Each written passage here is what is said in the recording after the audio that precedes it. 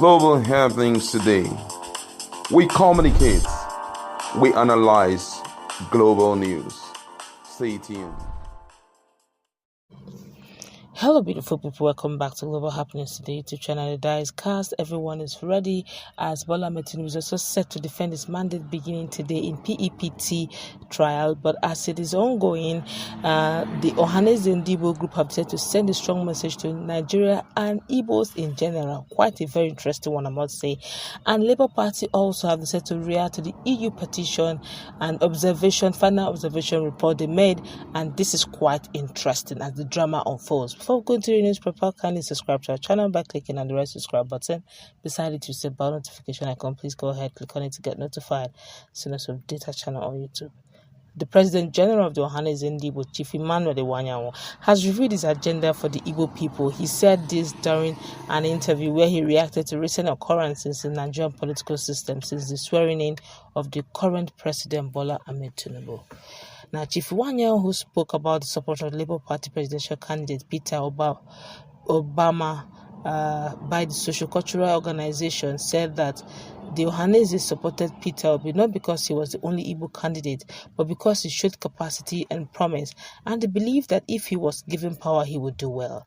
The President General further revealed that it was because of his ethnicity that he was denied Nigeria's presidency after contesting for 3 times. He, however, stated that because of his love for Nigeria, he had decided as President General of Ndigbo for them to forget about Igbo presidency. He explained that Igbo have the capacity to transform their place on their own through their town union culture.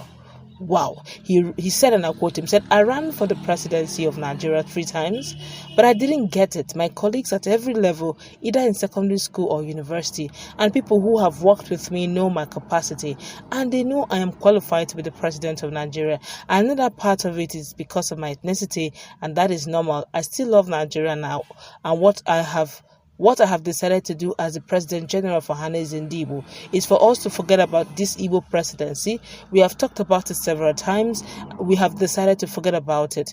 The Igbo have what we call a town union culture, which is very important in Igbo land. We have the capacity to develop our place, be it agriculture, education, culture, and industry. We have the money and resources to provide that leadership in the next 2 years. Wow, this is quite interesting. Of course, in another news, very quickly, the Labour Party presidential candidate, I'm talking about the president of Peter Obi, has reacted strongly to the federal government dismissal of a report issued by the European Union EU Election Observation Mission regarding the recently concluded general election. Report has it that in a statement released on Sunday, the Labour Party National Publicity Secretary Obiora Ifor characterized government's response as nothing more than face-saving measure. Ifor emphasized that the Labour Party leadership was deeply dismayed by the government's attempt to discredit the EU's conclusion on the 2023 general election, which had highlighted flaws in the processes employed.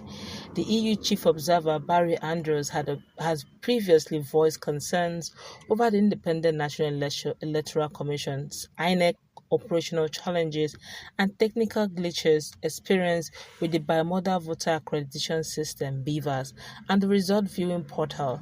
Andrews stated that these discrepancies had severely eroded public confidence in the electoral body.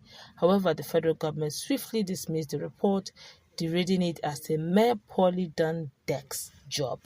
This response from the government, according to Ifor, represents an inadequate attempt to address the glaring issues surrounding the elections. Ifor further stressed that the EU's report was just one of the many submissions made by international observations and observers, all of whom had decried the outcome of the election as a sham that failed to reflect the true will of the Nigerian people.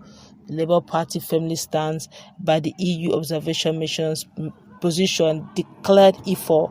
He went on to assert that the government's actions were merely an attempt to secure the obvious truth to power. I have my colleague in the house. We're going to look at this very strongly. One, the fact that Ohanaeze Ndigbo is now literally saying that maybe the issue of Obviously, from all indication, Ohanes Indi was probably giving up on the issues of Southeasterners vying for any position, particularly presidency, and also look at the fact that Labour Party, just like PDP have actually said some few hours ago over the EU report. What's your take on these two very interesting news? Well, for me, what he had said, for me, is totally out of place. Well, I did not expect him to say that because it's as if there is no hope for Igbos again and all of that. For issues of elections, or let me say issues of winning election, is a case of re-strategizing.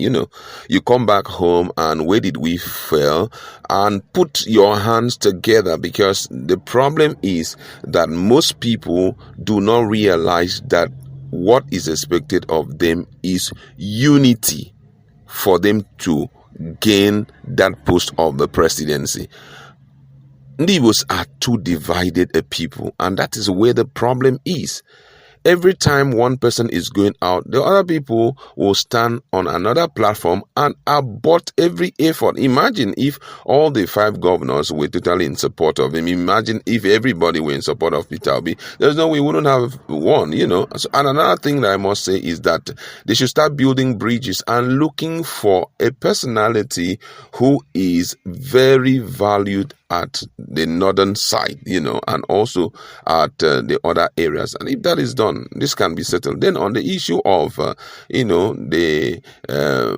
the presidency talking down on what these people said, that the EU report said, it's normal, and I feel that the people shouldn't be bothered about it. Instead, let the focus be more in the judiciary, how they can get back their mandate. But you don't expect the presidency to come out and begin to say things that, oh, well done, EU, what you reported was actually right and all of that. There's no way they would do it, So for me, it's normal. But then let's face the judiciary and see what will be the outcome.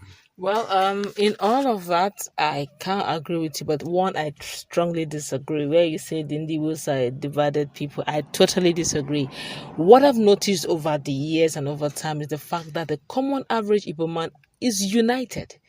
It's actually the corrupt politicians from the Igbo extraction that are actually so greedy with power. They are power greedy that they don't mind truncating the future of their whole just for their selfish gain. But for the people, go check. Look at what happened in Alaba. Now that some persons are saying that what someone is doing is politically driven, I don't know if it's politically driven or not, but if you see the Igbos in the Southwest, the Igbos in Lagos State, Alaba International Market, Ladipo and the rest, they voted massively for Peter Obi. But I want to correct an impression. It's not just the Igbos that gave Peter Obi that mandate. The Lagosians, the Yorubas, even if you doubt it, look at the likes of Macaroni, the likes of Fowls. You will see them, they stood strong with their fellows, with their followership. They had a strong followership base on social media, and the social media followers followed them with their candidacy. It's just that it didn't happen. Okay, I understand where you're coming from, but let me also buttress the reason why I said that the Igbos are not united. Don't forget that there were still some people who were in support of the other parties, and also the issue of Biafra was so strong. We know that there are some areas in the southeastern part where elections, people did not go all out to vote. Why? Because of, what Biafra said they were going to do. Some people had to stay back at home because of their lives. So imagine if those who are in support of, Biafra and all of them decide to say, okay, let us for just this period of time unify our own, purpose with that of this Igbo presidency and push for it. It will be a reality. You understand? And then still talking about the issue of getting someone who is, really acceptable. I think the issue that we had in the northern part of the country was the fact that the person we fronted out there did not really have acceptance in the northern part of the country. Yeah, we know that there were a lot of things that were done, to frustrate the effort. But then we need someone like, someone who is as strong as Kwan Kwanso or and the likes. Somebody who is fantastically corrupt. Not someone who is corrupt, because the truth is, just like Peter Obi had rightly said, Peter Obi told us that if he is not corrupt, he wouldn't allow the people working under him, just as he did in Anambra State, also to partake in corruption, and which is true. So if the head is correct, there's no way the other parts will not begin to align. All right, for the want of time, let's go.